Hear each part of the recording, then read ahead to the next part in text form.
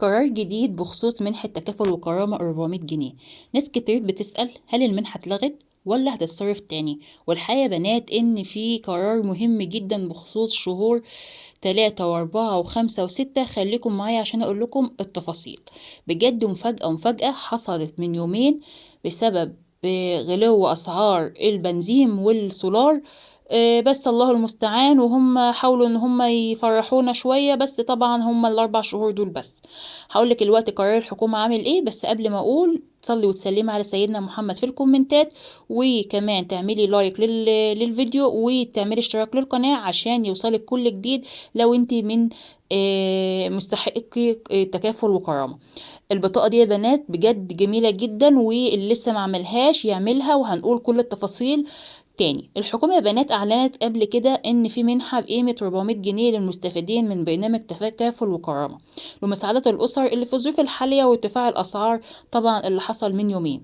عايزة أقولك إن في البداية كان القرار إن المنحة تتصرف لمدة شهرين بس، لكن بعد قرارات جديدة تم مد المنحة وصرف المنحة شهرين إضافيين. يعني ببساطة كده المنحة هتتصرف في الشهور بشهر 3 و4 و5 و6.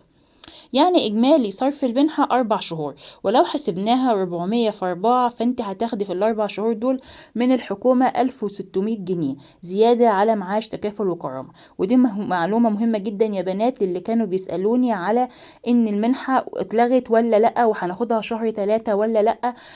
خدناها شهر 3، طب هناخدها شهر 4 ولا لأ؟ أنا عايزة أقولك إن في مفاجأة، إن المنحة فضلت لحد شهر 3 و4 و5 و6. طب ايه التفاصيل بقى، والمفروض ان احنا ناخدها ازاي، وايه اللي هيحصل، وكل الكلام ده. الفلوس يا بنات بتتصرف بنفس الطريقة المعتادة. يعني احنا هنصرفها من خلال مكانات الصرف الآلي اللي هي المكنة ATM، او من خلال البريد او كارت تكافل وكرامة طبعا زي ما انت بتجيبي. وفي بنات دلوقتي محلات بيبقى فيها اللي هي المكنة ديت بيتحط فيها الكارت وبيطلع لك الرصيد، وهو بياخد الرصيد هو وبيديكي الفلوس اللي بتطلع في المكنة نفسها من اي واحد بيعمل مثلا حتى فودافون كاش، اي حاجات من ديت، وانت تكوني واثقة فيه وتكوني عارفة انت اللي هو البرنامج بتاعك او الكارت بتاعك فيه قد ايه. لازم تكوني فاهمه الكارت بتاعك فيه قد ايه. طيب ما تنسوش بقى تعملوا لايك كمان للفيديو عشان تبقوا عارفين ان اي معلومه انا هقولها. في نقطة مهمة كتير يا بنات ناس كتير سألتنا عنها، وهي ال 400 جنيه دي هتتضاف على معاش تكافل وكرامة تلقائي ولا لازم نعمل ونقدم عليها؟ طيب انا عايزه اقولك ان مش هتقدمي عليها ولا اي حاجه. المنحه بتتصرف تلقائي لكل مستفيدين من برنامج تكافل وكرامه، يعني مش محتاجه تقدم طلب جديد ولا اي كلام من ده ولا تعمل اي اجراءات. طب الفلوس بتتصرف امتى؟ زي كل شهر صرف معاش تكافل وكرامه غالبا بيبقى في نص الشهر تقريبا، يعني يوم 15 في الشهر بتروحي تصرفي الفلوس من الفيزا، وبتروحي على مكنة ATM تحطي الفيزا. طبعا بتصرفي المعاش بتاعك، وطبعا لازم تكوني تعملي استعلام الاول عن الفيزا بتاعتك فيها مبلغ قد ايه. عايزه اقول لك حاجات مهمه جدا يا بنات لازم تاخدي بالك منها. احنا طبعا اللي بيستفادوا من تكافل وكرامه اكترهم ستات بيوت مثلا، ممكن يكونوا مش فاهمين في المكن، مش فاهمين في ان هم يعملوا الفيزا ازاي في المكنه وكلام من ده. ما تسيبيش الفيزا بتاعتك لاي حد، وما تديش الرقم السري بتاعك لاي حد. حاولي انك تتعلمي، لو حتى بنتك بتعرف مثلا تشتغل فيها، الموضوع سهل جدا يا بنات. ولو انتوا عايزين تعرفوا ازاي اخليكي تعرفي المكنه بتشتغل ازاي، منتهى السهوله جدا، سواء فيزا بنك او فيزا تكافل وكرامه، اي فيزا معاكي تشتغل بمنتهى السهوله خالص. حاولي ان انت ما تقوليش رقمك السري لحد. كمان يا بنات في اتصالات بتبقى من نصابين، ناس نصابة بتقولك هاتي اول 3 ارقام من الفيزا، 3 4 ارقام من الفيزا. اوعي باي حال من الاحوال انك تديهم الرقم بتاع الفيزا او الرقم السري بتاعك، حتى لو الكارت معاكي، هم لهم اسلوبهم وطريقتهم. كمان يا بنات عايزة كمان انوه ان حتى لو انت عندك حساب في البنك، اوعي حد من يقولك احنا من خدمة العملاء من تبع البنك، احنا بنتصل عليك عشان نقولك ان احنا محتاجين الرقم السري بتاعك علشان في تحديث بيانات. اوعي تعملي حاجه زي كده. البنك ما بياخدش اي معلومات من الشخص او العميل عن طريق التليفون. انت بتروحي لحد البنك لحدهم هناك وهو بيقولك على كل حاجه. مفيش حد ما بيروحش البنك وياخد معلومات عن طريق التليفون، وخلي بالك من الحته دي.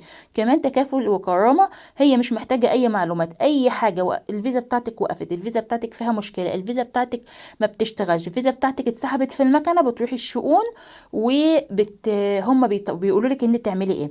طب لو الفيزا اتسحبت في المكنه الاي تي ام، طبعا تكافل وكرامه او تكافل او كرامه او تكافل وكرامه مع بعض زي البطاقه الزرقاء اللي معايا ديت. بتعملي يا بنات ايه؟ بتاخديها وبتروحي مثلا انت بتصرفيها من بنك، مثلا بنك مصر، مثلا من اي تي ام بتاعت بنك مصر. لو لا قدر الله اتسحبت منك، بتروحي تقدمي طلب في بنك مصر وتقولوا لهم والله انا الفيزا بتاعتي اتسحبت في مكنه كذا كذا. ونصيحه يا بنات، لو معاكي تليفون ابدأي انك تصوري رقم المكنه اللي اتسحب فيها الفيزا، علشان ده بيبقى حاجه مهمه جدا، علشان بتبقى انت موثقه الطلب بتاعك برقم المكنه. ورقم المكنه دي تلاقيه على ايدك اليمين وانت بتسحبي من الفيزا، محطوط على المكنه نفسها، بيبقى لها حوالي 4 ارقام او 5 ارقام كده. فانت بتكوني عارفه حافظاهم مثلا، او حتى تصورهم بالموبايل، علشان لما تروحي البنك لا قدر الله والفيزا بتاعتك اتسحبت في المكنه، بتروحي تقولوا لهم والله انا المكنه بتاعتي، الفيزا بتاعتي اتسحبت في المكنه اللي في الشارع الفلاني، ورقم المكنه كذا. طبعا لو انت بس ما معكيش رقم المكنه مفيش مشاكل، بس انت ممكن تقولوا لهم المكان فين بالظبط. حتى لما بتكوني بتكلمي خدمه العملاء بتوع اللي بيسحب منك الفيزا بتاعتها، يعني مثلا لو بنك مصر، تتصل على خدمه العملاء وتقولوا لهم والله انا اتسحب مني الفيزا في الحته الفلانيه، وهيقولوا لك انت فين بالظبط. هتقول لك انا في فرع مثلا كذا في شارع كذا، كانت المكنه في شارع كذا. فهم هيقول لك طب انت تعرفي مثلا المكنه رقم كام؟ هتقول لهم والله المكنه رقم كذا كذا لو انت مصوره. طبعا كل المعلومات دي بتفيد وبتساعد على سرعه ان هم يجيبوا الفيزا من المكنه بسرعه جدا لما بيفتحوا المكنه وبتلاقوا الفيزا جواها. طيب المستفيدين يا بنات من برنامج تكافل وكرامه مش محتاج تقدم طلب جديد وتعمل اي اجراءات عشان الفلوس تتصرف. طب الفلوس بتتصرف امتى؟ طبعا زي كل شهر صرف معاش تكافل وكرامه بيبدا غالبا في نص الشهر تقريبا، وبتقدروا تستلموه من مكانات الصرف الآلي اللي هي اي تي ام ومكاتب البريد، ومن خلال كارت تكافل وكرامه. في سؤال تاني مهم جدا جالي يا بنات، هل ممكن المنحة دي تستمر بعد 6 شهور؟ والله يا بنات ما فتكوش في حاجة زي كده لحد دلوقتي، ما فيش قرار رسمي بمد المنحة بعد شهر 6، لكن لو حصل أي قرار جديد أكيد هتم الإعلان عنه رسمي من الحكومة. كمان في ناس بتسأل وتقولي هل المنحة دي لكل الناس؟ المنحة دي يا جماعة للمستفيدين المسجلين في برنامج تكافل وكرامة واللي عندهم كارت فعال بالفعل. نصيحة مهمة يا بنات جدا، لو حد مستفيد من تكافل وكرامة يتأكد ان الكارت بتاعه شغال ومفيش عليه اي مشكلة عشان يقدر يستلم الفلوس بسهولة. يعني خليكي دايما شايفة ان المبلغ دوت كافي، حتى لو الظروف اللي احنا فيها ديت، حتى ولو الدنيا ماشية معاكي.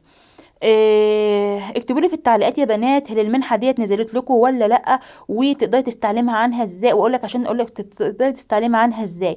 ولو شايفين المبلغ دوت كافي في الظروف الحاليه، وكمان قولوا لي عندكم اي سؤال عن تكافل وكرامه اكتبوه في التعليقات وانا هرد عليكم في فيديو جديد. وحابه اقول لك ولو حابين يا بنات تعرفوا كل الاخبار الجديده عن تكافل وكرامه والدعم الحكومي اول باول، ما تنسوش تعملوا لايك واشتراك في القناه وتفعلوا زر الجرس. بصوا يا بنات، عايزه اقول لكم كمان ان في اكتر من حاجه نزلت دلوقتي من الحكومه، زي منحه العماله الغير منتظمه اللي اخدين دلوقتي 1500، وهقول لكم هتقدري تعمليها ازاي وايه الوراق المطلوبه. وكمان يا بنات في حاجه اسمها منحه الازهر، بتديكي حوالي 1000 جنيه برضو لما بيكون في اي مناسبه مثلا زي دخول رمضان او العيد او كلام من ده، بياخدوا منحه الازهر اللي هي 1000 جنيه. عايزه اقول لك كمان انك لازم وضروري جدا تشوفي الفيديو اللي قبل ده على القناة، هنزل لك اللينك في التعليقات علشان تشوفيه، عشان تعرفي كل الأوراق المطلوبة في تقديم تكافل وكرامة. أنا نفسي أعرف أنت لحد دلوقتي قاعدة مستنية إيه؟ محدش بيجي لحد عندك ويديكي فلوس ويقول له خدي في إيدك، لازم هتجري وهتسعي وهتتعبي علشان تعملي فيزا تكافل وكرامة. هتقولي يعني يا ستي هي هتجيلي؟ يا ستي لعل وعسى، أنا أعرف ناس صحابي قدموا سنة وقدموا التانية وقدموا التالتة لحد ما جت لهم، لأن يا بنات الفرز دوت أو إن هم بيعرفوا على معيشتك. تمام، انت ممكن يكوني من 2 3 كان حالتك الاجتماعية الاجتماعيه كويسه جدا او ظروفك الماديه كانت كويسه، دلوقتي ظروفك الماديه الولاد كبروا والدنيا بقت قاسيه عليكي، فانت تستحقيها. ليه ما تكافحيش وتسعي في حاجه هي جايلك من الدوله، وحقك كمواطنه في الدوله ديت انك مش متوظفه ومش بتاخدي فلوس من الدوله، وكمان اتعلمتي او اشتغلتي او ما اشتغلتيش او بتربي اولادك وبتعلميهم، ليكي ان انت تاخدي فلوس من الدوله دي لأولادك أو لبيتك أو لكلام من ده. والله يا بنات ال100 جنيه بتفرق في البيت، وال50 جنيه بتفرق في البيت، وال200 جنيه بيفرقوا في البيت. يعني بسم الله ما شاء الله، اللي أخدوا دعم تكافل وكرامة دلوقتي أخدين، في ناس بتقبض 900 جنيه أخدت الشهر بتاع 3 1300 جنيه. عايزة أقولك إن 1300 جنيه دول في ناس غلابة وفي ناس على قد حالهم. ال 1300 جنيه دول ممكن يجيبوا لهم حاجة العيد، ممكن يجيبوا لهم كام كيلو كحك كده وبسكوت. ال 1300 جنيه كام كيلو كحك وبسكوت من اللي هو العادي الكويس بتاعنا اللي احنا بناكله ده الحلو، وكمان يجيبوا له شويه شوكولاتات للاولاد وتفرحي بيهم اولادك. ممكن تروحي تجيبي بيهم طقمين لاولادك، ترنجين او بيجامتين او اي حاجه لاولادك، ممكن تروحي تجيبي بيهم كوتشيات، ممكن تروحي تجيبي بيهم حاجه للعيد تاكليها في العيد، ممكن تديهم هديه لاولادك، تعملي بيهم حاجات كتير جدا يا بنات. ما تستقليش بالفلوس دي لما بتجيلك كل الشهر ده. لو حتى والله حطيتي في دماغك ان انت حتى لو على القليله خالص حتى تحوشيهم كانهم ما جوش اصلا خالص وتحوشيهم، بس نصيحه ما تحوشهمش في فيزا تكافل وكرامه اكتر من 3 شهور. يعني اسحبيهم وحطيهم كده في حصاله عندك او اي حاجه علشان ما تروحش الفلوس عليك، لان كل 3 شهور هم بيعملوا جرد. لو ما سحبتيش اللي في الفيزا كل 3 شهور بيضطر ان هم يرجعوا الفيزا تاني، وهي مش زي فيزا البنك ممكن تحوشي فيها. حتى فيزا البنك دلوقتي عادت لما بتحوشي فيها بيجوا بعد 5 6 شهور تقريبا وبيشوفوا انت ما سحبتيش الفلوس ليه، ممكن يسحبوا هم من الفايده بتاعتك. فانت ما حاولي ان انت ما تحوشيش في فيزا تكافل وكرامة انك تحوشي مثلا الفلوس او المبلغ اكتر من 3 شهور. يعني مثلا شهر 2 3 هات يوم. يعني هي يا بنات حتى لو خدتي 1000 جنيه في الشهر، 1000 جنيه كل 3 شهور يبقى معاكي 3000 جنيه تعملي بهم حاجات كتير. في السنة هتحوشي اكتر من 12000 جنيه. قولي يا ست 10000 جنيه في السنة وانت قاعدة في بيتك ما عملتيش اي حاجة. يا رب يكون الفيديو النهاردة عجبكم ويكون معلومات بسيطة ودقيقة ويكون الدنيا ماشية معاكم كويس.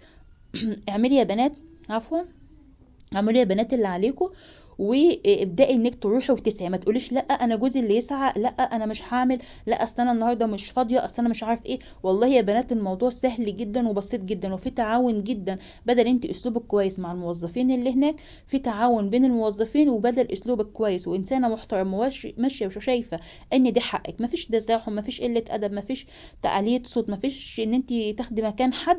انت بتروحي تخلصي ورقك وبتخلصي حاجتك وتكوني فاهمه انت ليكي ايه وحقوقك ايه.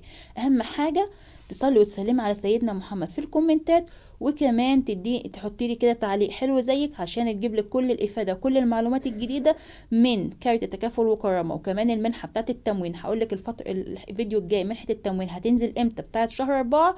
يا رب يكون الفيديو عجبكم، والسلام عليكم ورحمه الله وبركاته.